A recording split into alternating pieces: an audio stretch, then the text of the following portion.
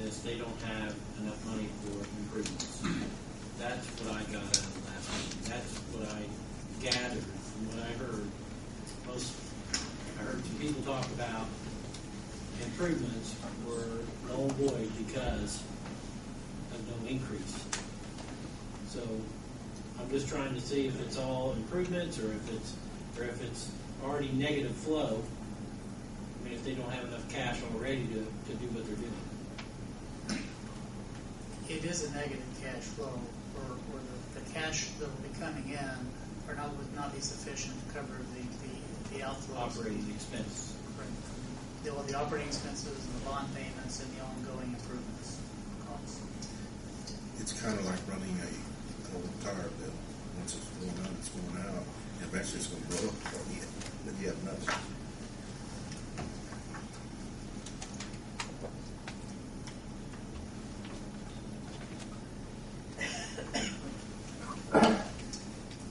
I received 2 or 3 phone calls on this, and to be honest, the people calling weren't.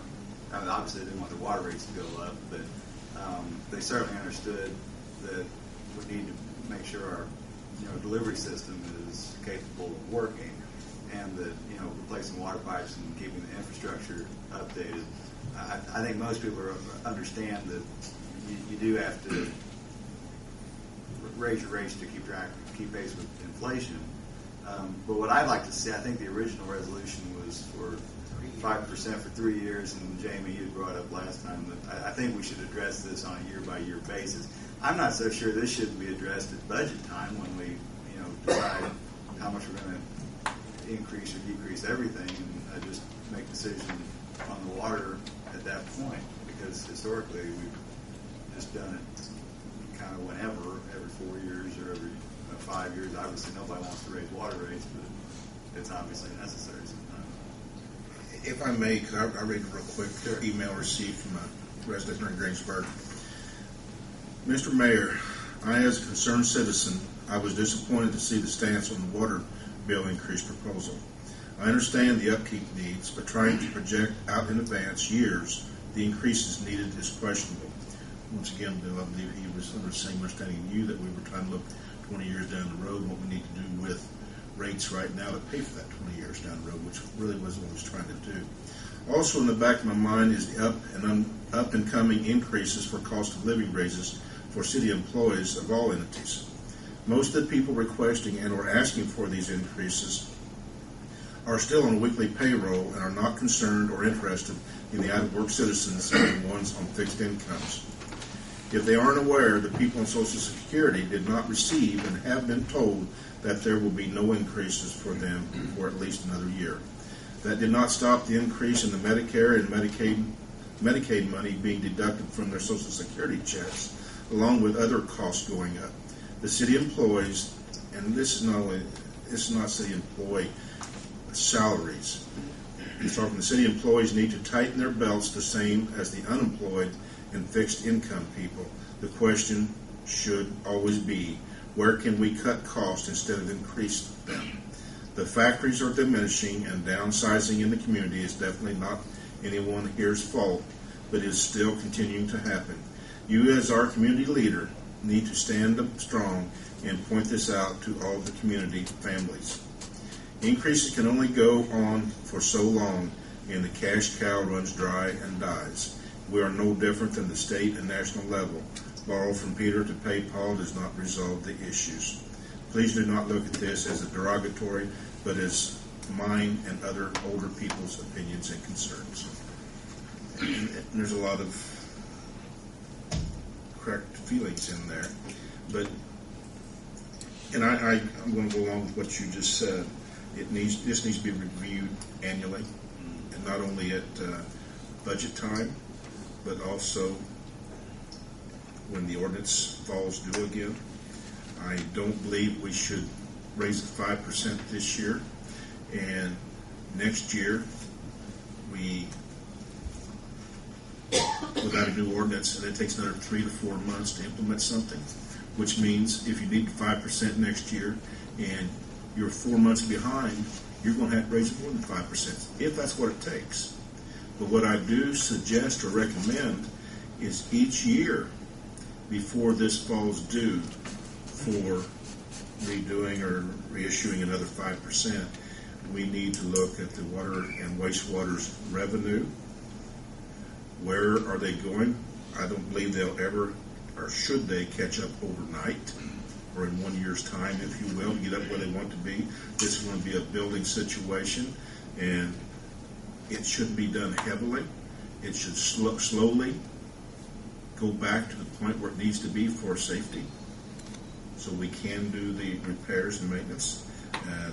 Next year, it may, if the economy improves or another large factory comes to town and there's more water used, more people move to Greensburg, the revenue requirement will be less, which maybe the rates will have to be increased 1 or 2%. But I don't think we should, and that can be, correct me if I'm wrong, but the rates we charge, if we're going to reduce the amount, can't that be done relatively quickly? That's correct. Whereas if we're going to increase the amounts, it's a 3 to 4 month situation, process. But I agree with you, we do need to look at it annually. Hopefully we can reduce the amount, not be 5%. But I don't think we have the luxury to wait till the time comes and then examine it and start another new ordinance. Takes another 3 to 4 months, that we're 3 to 4 months behind again, which is a third of a year. So if you did have to raise it, if you could cut it down to 3%, basically you're going to have to go back another percent and raise another percent, because we're far behind to catch up by the end of the year. And hopefully we could reduce it. Hopefully the economy will pick up. Maybe more industry will pick up a little more, use a little more water, and we'll have a little more revenue. Yeah, really, that email could have been one of the phone calls I received. I think I had two, with 3 or 4, and they all started out. I understand you have to raise water rates. Everybody understands that, I think. But what is obvious in the phone calls is just the absolute frustration with a lot of people out there that that they don't have jobs, or they're certainly not getting increases, and that they were wanting to make sure we looked at every aspect we could before raising the rates. And I assured people who called that we had, and I think we have. But it seems like the water rates always come up as a separate issue, and I know they need to, but I think we could incorporate it into our budget process, kind of the way we've done with some of the charity groups that are here tonight. We're doing that all at once rather than piece by piece. And then we can look at, I agree with you, Gary, we can look at it on an annual basis and see whether we need to raise it or not.